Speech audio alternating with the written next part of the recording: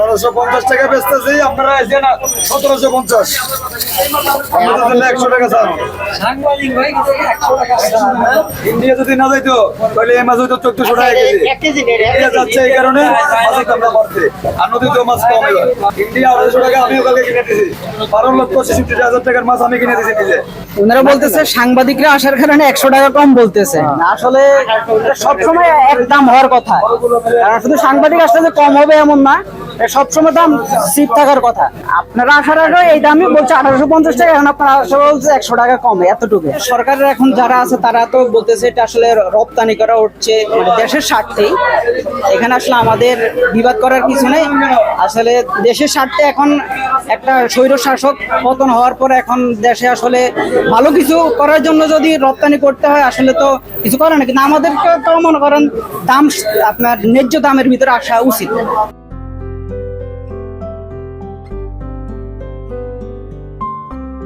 নাগপুরের রানী খাইলে দিক 1850 কেজি, 400-500। মাছের দাম আরো বাড়ছে, বড় মাছের দাম এখন ধরাই যায় না পাইকারি বাজারে। এই মাছ 1780 টাকা কেনা, পাবলিক নেয় কম। এত দাম থাকলে কি পাবলিক বোঝে না বেচা কিনা কম। মাছ কিনছি মাত্র 20 পিস মাছ কিনছি, 2-3 পিস বিক্রি করছি। বাজারের অবস্থা খুব খারাপ।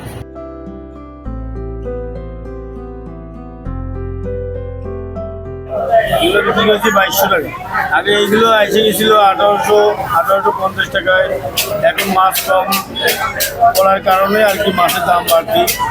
আগে সেই পর্যায়ে চলে গেছে আর কি, আগে যে দাম ছিল, সাবেক যে দাম ছিল সেই দামে চলে গেছে। বেড়ে যাওয়ার কারণ হচ্ছে লোকে বিদেশে রপ্তানি করতেছে ভারতে, আর দ্বিতীয়ত মাছও কম পড়তেছে এই জন্য। হ্যাঁ, লাগালের বাইরে এই জন্য আমরাও ক্ষতিগ্রস্ত, বেচাকেনাও কম, আমরাও লাভবান না। আগে অনেক সেল করতাম, এখন সেল অনেক কমে গেছে। আমরাও চাই যে মাছের দাম কমুক, আমাদেরও বেচাকেনা বেশি হোক, আমাদের লাভের সংখ্যাটা বেশি হবে।